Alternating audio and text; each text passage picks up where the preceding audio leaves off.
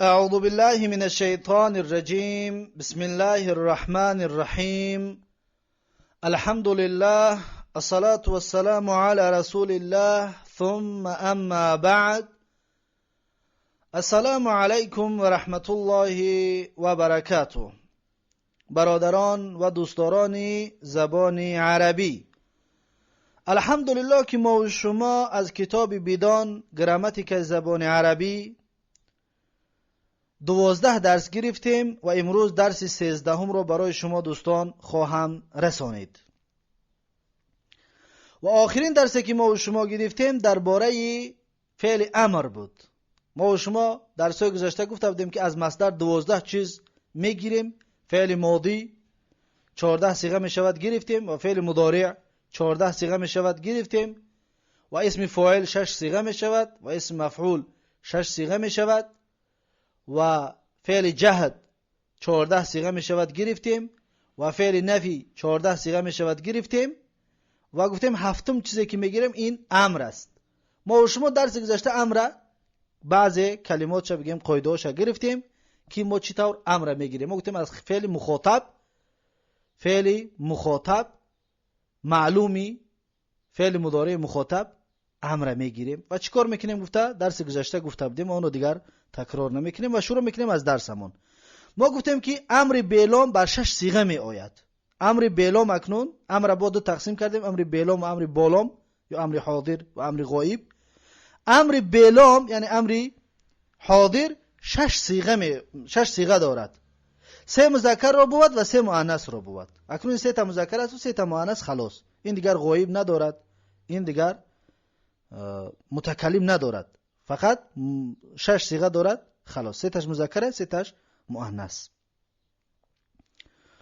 میگوید امر بیلام بر 6 صیغه می آید، 3 مذکر را بود و 3 مؤنث را بود. آن 3 که مذکر را بود یعنی که اون 3 تا که برای مذکر است، یکمش اضرب یعنی بزن تو مرد. بزن تو مرد صیغه واحد مذکری امر بیلام. اضربا بزنید شما دو مرد صیغه تثنیه مذکر امر بیلام. اضربو بزنید شما همه مردان صیغه جمع مذکری امر بیلام. پس این 3 صیغه چی شد؟ مذکری امر بیلام. اکنون میگه آن 3 که مؤنث را بود با 3 تا دیگه امری که برای مؤنث است، اضربی یا دارد، اضرب یا ندارد برای مذکره. اضربی گفتی یا قطعی گفتی این برای مؤنث میشود. برای گفته میره تضربی نمیگیریم، نون حذف میکنیم و حرف مضارعت حذف میکنیم، میشود چی؟ اضربی. اضربی بزن تو زن صیغه واحده مؤنث امر بیلام. بزن تو زن، یک زن باشه میگیم اضربی بزن تو زن. اضربا بزنید شما دو زن صیغه تثنیه مؤنث امر بیلام. اضربنا بزنید شما همه زنان صیغه جمع مؤنث امر بیلام.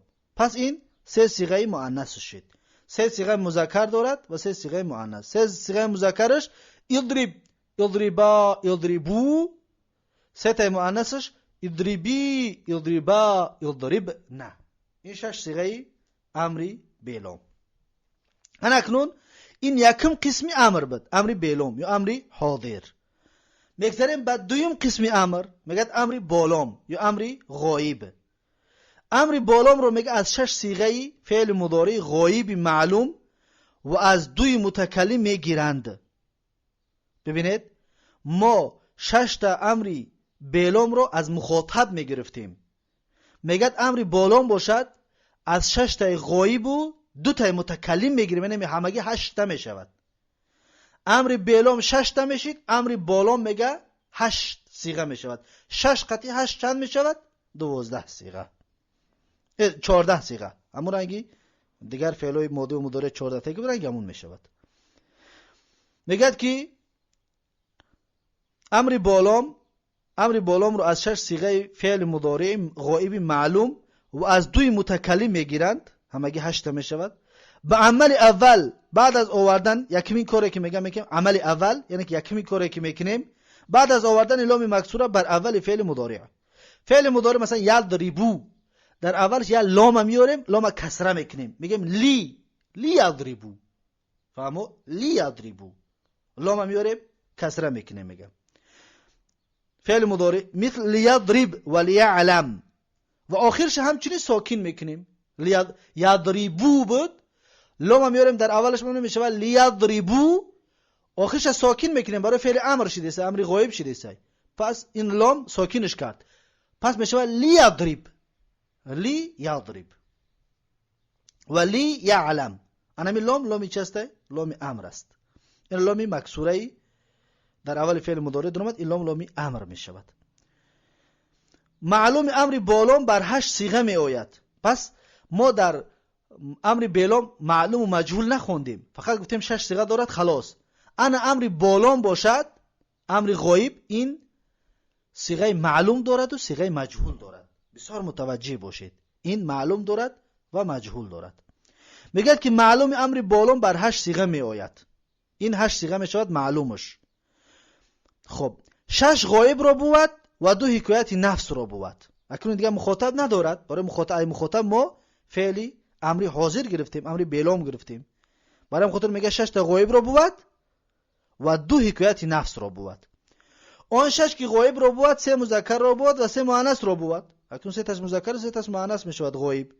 آن 3 که مذکر را بود لیضرب، گو تا بزند، ترجمهش همین طور می شود گو تا بزند، و این مرد صیغه واحد مذکر غایب معلوم امری بالام، لیضرب گو تا بزند. یا به تاجیکی ما شما میگیم که بگو تا اینکه بزند، یا بگو بزند، فهمو؟ بگو بزند، ترجمهش به تاجیکی همین طور. لیکن به فارسی گو تا بزند و این مرد صیغه واحد مذکر غایب معلوم امری بالام. لیضربا گو تا بزنند ایشان 2 مرد صیغه تصنیه مذکر غایبینی معلوم امری بالام. لیضربو گو تا بزنند ایشان همه مردان صیغه جمع مذکر غایبینی معلوم امری بالام. این 6 صیغه مذکرش بود غایب. اون 3 که مؤنث را بود، یا 3 صیغه غایبی که برای مؤنث است امری بالام میگه لتضرب گو تا بزند و زن صیغه واحد مؤنث غایبه معلوم امری بالام، یعنی بگو اون زن بزند، این صیغه واحده مؤنث غایبه معلوم امری بالام است. لتضربا گو تا بزنند ایشان 2 زن صیغه تصنیه مؤنث غایبتین معلوم امری بالام. لیضربن گو تا بزنند ایشان، بگو بزنند ایشان همه زنان صیغه جمع مؤنث غایباتی معلوم امری بالام. اکنون این 6 صیغه غایب شد، 6 صیغه مخاطب گفتیم ندارد. اکنون 2 تا چی دارد؟ متکلم دارد. میگه که آن 2 که حکایت نفس را بود لیضرب گو تا بزنم، یعنی میگه بگو بزنمش، با تو که ما شما میگیم بگو بزنمش. لیضرب گو تا بزنم من مرد یا زن صیغه واحد متکلم معلوم امری بالام. لنضرب گو تا بزنیم، یعنی بگو بزنیم شما.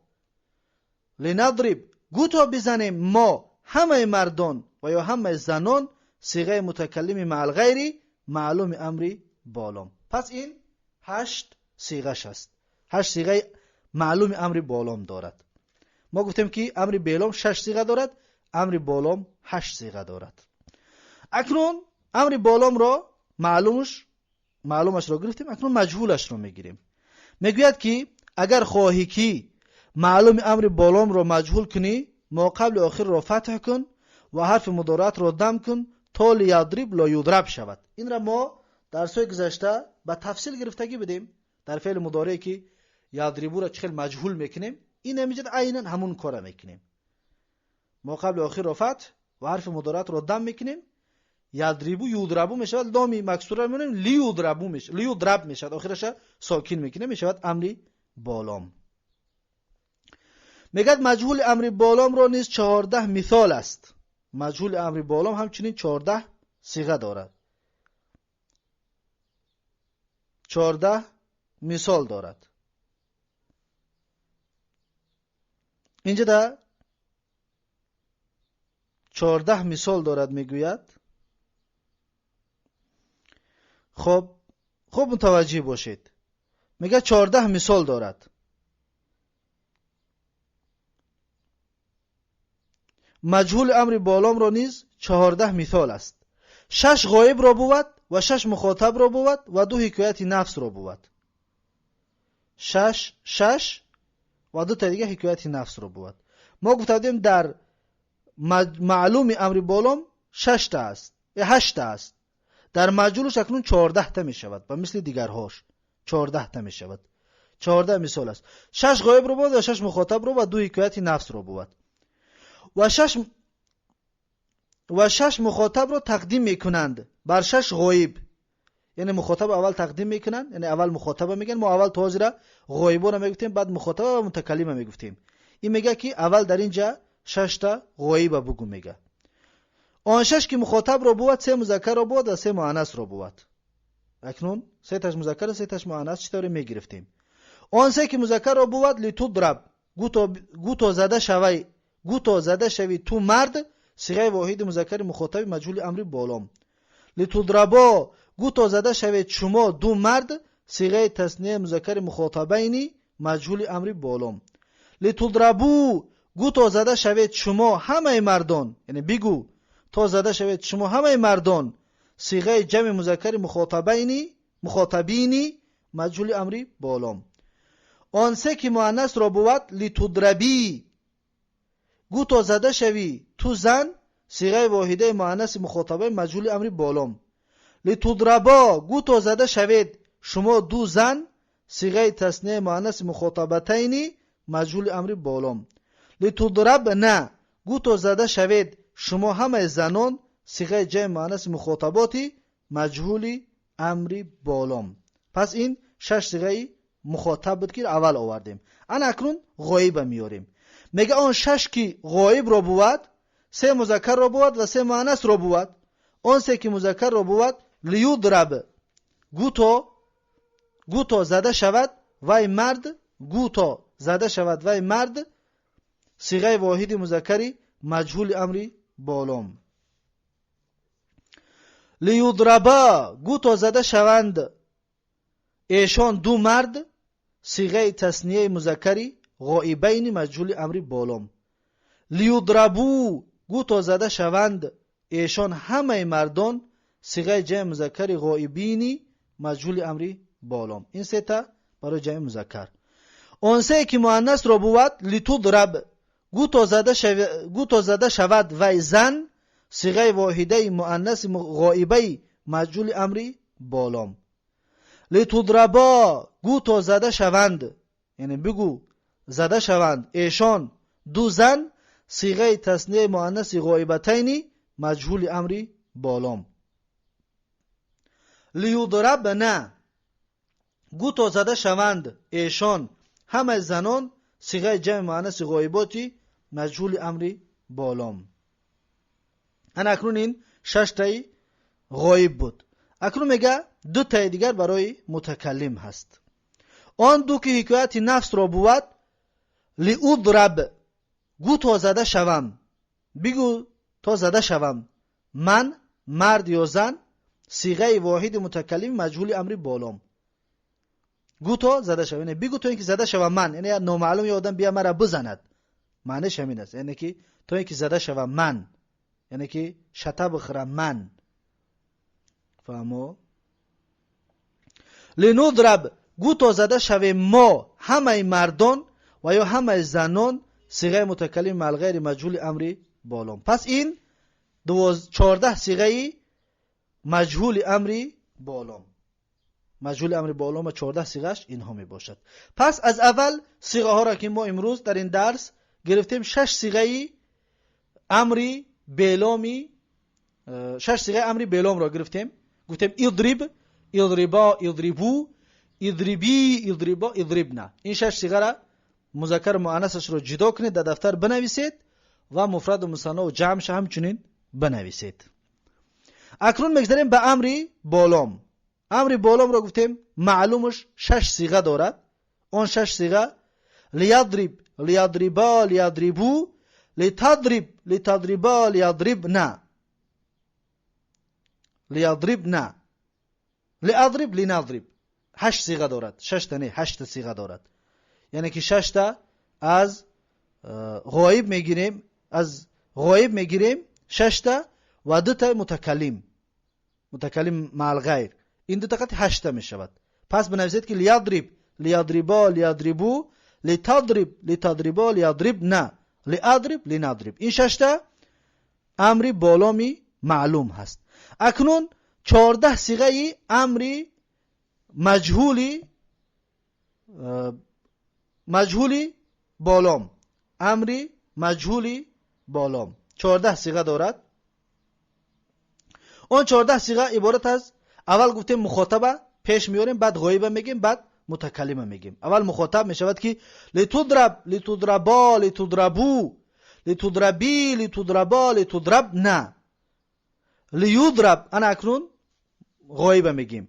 لیضرب لیضربا لیضربو لتضرب لتضربا لیضربنا لاضرب لنضرب. پس این 14 صیغه مجهولی امری بالام هست. پس اینها را بنویسید و مخاطب و غایب و متکلم جدا کنید، مفرد و مثنی و جمعش همچنین جدا کنید و مذکر و مؤنثش را همچنین جدا کنید در دفتر.